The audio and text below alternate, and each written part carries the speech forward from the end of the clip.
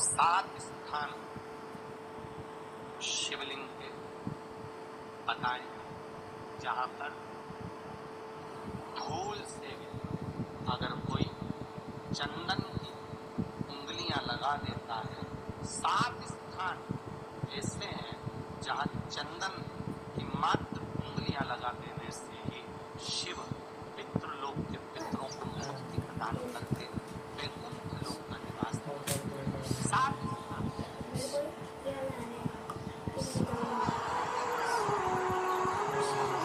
और वो 7 स्थान जो चंदन के बताए गए, पहला भगवान देवदेव महादेव के शिवलिंग पर चंदन का लेप, समझ लेना जरा बहुत अच्छे से। आपको लगता है स्वप्न में कोई मुर्दे दिख रहे हैं, या कोई जल रहा है, या कोई मर रहा है, या कोई चला गया है, ऐसा भय लगता है। बच्चों को मानी भेजूंगी ऐसा हो जाएगा, पति को मानी भेजूंगी ऐसा हो जाएगा, कोई हमारे घर कोई गलत तो नहीं कर रहा है। आपको लगता है 7 स्थान चंदन के बताए, पहला शिवलिंग, दूसरा जहाँ गणेश जी का स्थान है, मालूम है ना सबको, जम के बोलो जरा, मालूम है ना सबको, जहाँ गणेश जी का स्थान है वहाँ अलग से गणेश जी बैठे, वहाँ नहीं, शिवलिंग में जलाधारी के ठीक सामने राइट में गणेश, लेफ्ट में कार्तिकेय, बीच में अशोक सुंदरी। तो पहला चंदन बाबा के शिवलिंग पर, दूसरा गणेश जी पर चंदन की उंगली, तीसरा षडानंद कार्तिकेय पर चंदन की उंगली, चौथा अशोक सुंदरी पर चंदन की उंगली, पांचवा जलाधारी पर चंदन की उंगली, छठा जो शिवलिंग का जल बह रहा है इसके ठीक विपरीत की ओर चंदन की उंगली, और 7वां चंदन नंदी के मस्तक के ऊपर जो 2 सींग लगे रहते हैं उस पर चंदन की उंगली। ये कब लगाई जाती है? या तो अमावस्या के दिन। आपको लगता है कि हमारे पूर्वजों का उद्धार नहीं हुआ, हमारे पूर्वजों का कल्याण नहीं हुआ, कहीं अधोगति में कोई चला गया है, उसका बस एक बार, रोज नहीं जरूरत है, प्रतिदिन जरूरत ही नहीं, महीने में एक बार अगर अमावस्या के दिन भी आपने चंदन के थोड़ा सा चंदन अगर मेरे देवदेव महादेव को 7 स्थान पर समर्पित किया है। अशुभ यहाँ पर वर्णन कर रही है, मैना, धन्य और कला की कथा कह रही है। तीनों ने सनकादि ऋषियों से मांगा। चंदन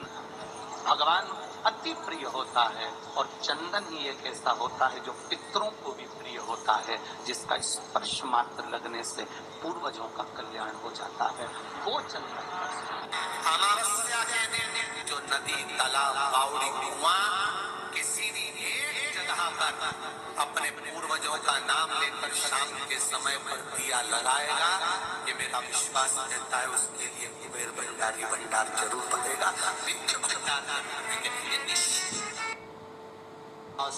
तुलसी की लकड़ी पानी में घुमाकर, लकड़ी नहीं हो तो माला तो होगी, जल में भ्रमण कराकर, जल में घुमाकर, तुलसी की लकड़ी को जल में डालकर स्नान जो करता है, मात्र घुमाना है, लकड़ी डालकर नहीं रखना है, घुमाकर अपने पूजन वाले स्थान पर रखना, या पानी में पहले से घुमा लो, उस पानी को ले जाकर डाल। अमावस्या स्नान जो जीव करता है, शिव महापुराण की कथा कहती है, जितनी वर्ष में सोमती पड़ती है, सोमती अमावस्याएं पड़ती हैं, शनिचरी अमावस्याएं पड़ती हैं, सारी अमावस्या का पुण्य उस जीव के खाते में चला जाए। तो अच्छे से ध्यान रखिएगा, आप ब्राह्मण को भोजन कराएं ना कराएं, आपने धूप छोड़ी ना छोड़ी वो पता नहीं, गाय को स्वान को भोजन दिया ना दिया, कौए को भोजन दिया ना दिया, चलेगा। पर अमावस्या के दिन प्रदोष काल में, प्रदोष के समय पर, शाम के समय पर जाकर किसी भी नदी, तालाब, बावड़ी, कुआं, कहीं ना कहीं जो आपके पास में हो, वहाँ पर अवश्य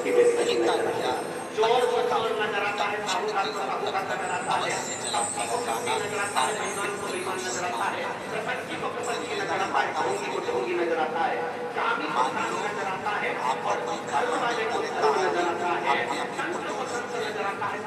आपको करना पड़ेगा।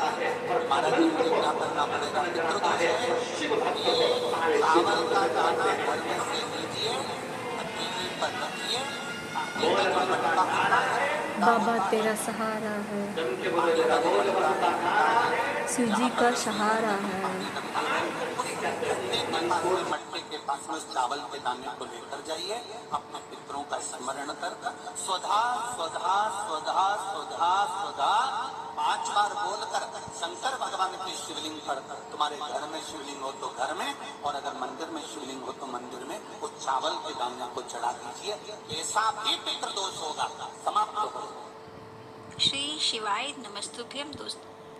तो कह सकते हैं आप लोगों से, बस प्रयास आपको करना है।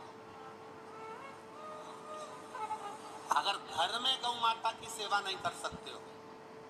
घर के अंदर गाय नहीं बांध सकते हो, घर के अंदर गौ माता की सेवा नहीं कर सकते हो,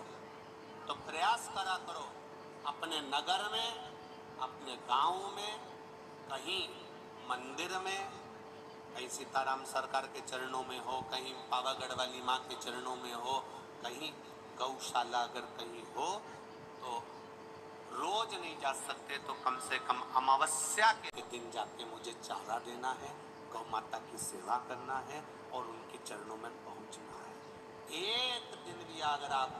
अमावस्या के दिन अगर गौशाला में जाना प्रारंभ कर दोगे तो ये निश्चित है तुम्हारे घर में जब गौ माता की सेवा कर कर घर पहुंचोगे तो घर में कैसा भी दुख होगा वो गौ माता की रोमावली, उनके मूत्र आदि से, उनके गोबर से जो सेवा कर कर जा रहे हो, जो शरीर में लगा हुआ है उसकी गंध से घर में कितनी भी अगर नेगेटिव ऊर्जा भी है तो वो पॉजिटिव में बदलना प्रारंभ हो। गौ माता की सेवा का सुख का